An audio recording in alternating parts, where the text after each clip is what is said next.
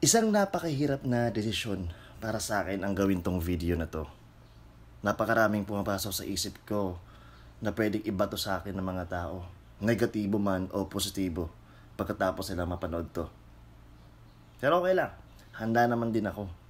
Sabi nga nila kung batuhin ka ng bato, gantihan mo ng tinapay.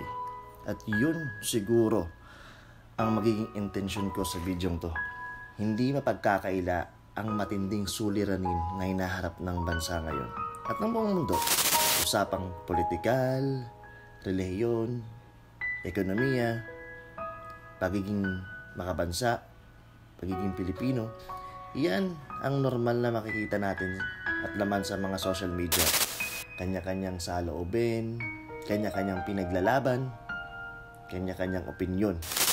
Alam mo, sa panahon ngayon, dito nyo makikita ang iba't ibang klaseng tao. Lalong-lalo na yung mga kaibigan nyo, kamag-anak. May mga marunong rumispeto sa opinyon ng iba. Meron namang handang pakawalan ang kaibigan nila. Alang-alang lang sa pinaglalaban nila. Meron din naman mga wala talagang pakialam. So, bago ko puntahin o tumbukin ang gusto kong sabihin, gusto ko lang sabihin sa lahat na hindi talaga ako matatakot kung ano man ang sasabihin nyo o magiging reaction nyo sa video nito dahil ito ay pawang opinion ko. So, kayo na lang bahala kung may punto ba yung opinion ko. Sa bawat administrasyon, may isang bagay na hindi pwedeng mawala. Ito ay ang oposisyon. So, sa ngalan ng Malayang Republika ng Pilipinas, may karapatan ng bawat Pilipino na mamili kung saang panig sila. DDS ako. Oo, aminin ko. Ito isang bagay na pinaglalaban at pinagmamalaki ng iba. At ang iba naman kinamumudian. Di ko rin ilatago at ikakahiya na matindi ang naging pagsuporta ko sa kasalukuyang administrasyon, lalo na nung panahon ng kampanya.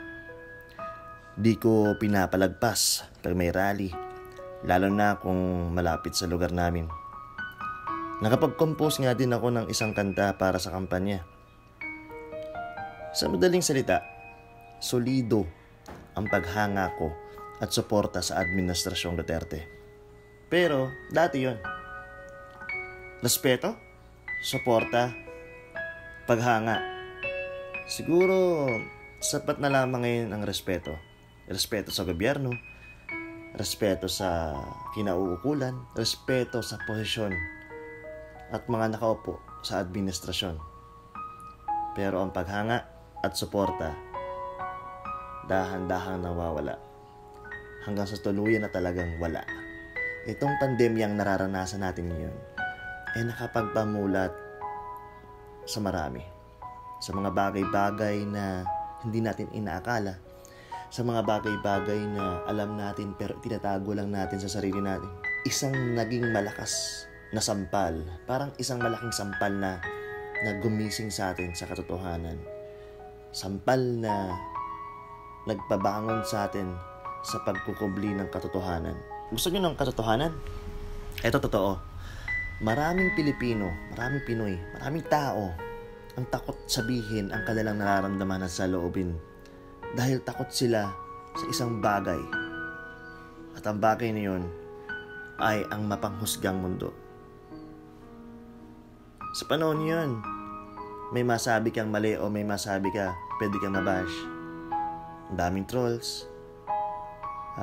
Pwede kang maging viral.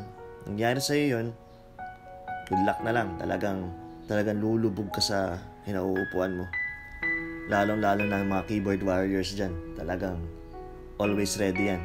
Dahil sa ganyang mentalidad, kaya minarapat na lang na marami na manahimik na lang. O saralihin na lang ang mga kanilang sentimiento. Pero ngayon, hindi. Pwede akong sabihang balingbing, bias, epal, nagmamarunong, tanga.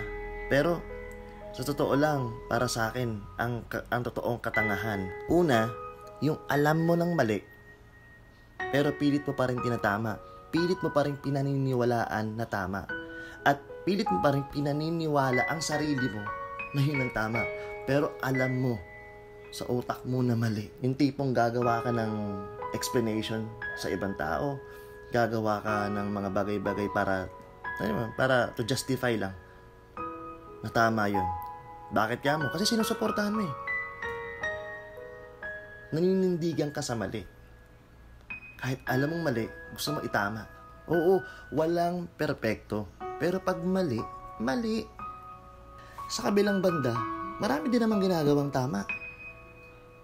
May mga pagsuporta rin namang ginagawa. Pero anong ginagawa ng iba? Sa halip na suportahan, pinaninindigan nila na antay sila. So titirahin pa na hahanapan pa rin ng mali. Hahanapan pa rin ng butas. Kahit alam ng tama. So diba? Parang ganun. Alam mong mali, gusto mo yung tama. Minsan alam mong tama, hahanapan mo na mali.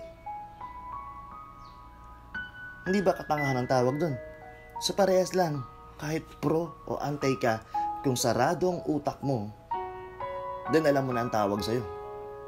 So, bago tayo gumawa ng kahit ano sa internet or mag-post or makipaglaban, konting research naman, di ba? Konting itanong mo muna kung tama ba yung sasabihin mo. Hindi yung puro bugso lang ng damdamin. Hindi dahil anti ako, puro anti-post na ako. Hindi dahil pro ako, puro pagpupuri na lang at puro pagtatanggol ang gagawin ko kahit alam ko na mali. Utak lang. Tapos ngayon, sasabihin sa video na to, balingbing ako. Walang paninindigan. Ito, ang tunay na kadawagan. Ang tunay na kadawagan, yung hindi mo kayang tanggapin na mali ka o nagkamali ka.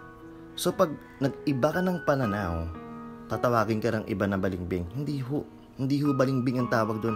Ang tawag doon ay nag-iisip. Dahil kung saan ang tama, doon tayo.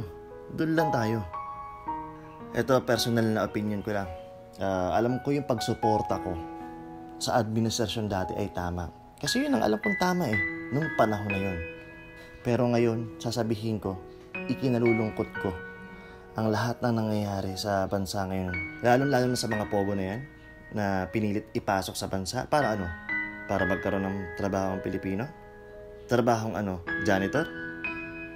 Taga-punas ng dura ng mga incheck sa elevator? Diba? Alipin tayo sa sariling bansa natin kung ganun. At ngayon, habang nawawalan ng trabaho ang maraming Pilipino, ang mangyayari, pinipilit pa rin ipasok ng gobyerno na makabalik ang mga pogo na yan. Pogo ng inang yan. Dude, pare, chong, gising. Marami akong tropa, marami akong kaibigan nagsasabi na, DDS ka naman Doon ka sa Duterte mo. Ako, okay lang ako kahit nasabihan ako ng gano'n. Kasi totoo naman na naging DDS ako It's just that, na may mga panahon na dapat mag-decide tayo na magbago. At tandaan po natin, ang pananaw ng bawat tao ay pwede magbago. Ang paninindigan ay pwede mag-iba. At wala ka dapat pwedeng ikahiya doon. Ang paninindigan ay hindi base kung sinong sinusuportahan natin sa simula. Dapat ibase lang natin to kung ano ang tama, kung ano ang nararapat, at kung ano ang napapanahon. Pasimplihin na natin bago ko tapusin ang video na to. Pag may mali, huwag nang pagtakpan. Huwag nang magsinungaling. Huwag nang lokohin ang sarili. Pag may nagawa namang tama, suportahan na lang. Sabi ko nga simula, diba? Pag binato ka ng bato, gantihan mo ng tinapay. Ngayon, tatapusin ko tong video na to gamit ang matilinhaga na namang bato. Pasensya na sa lahat ng mga nasaktan ko pero bato sa langit, ang tamaan, mag-bash, mag-comment. Bahala kayo, whatever. Don't give a fuck.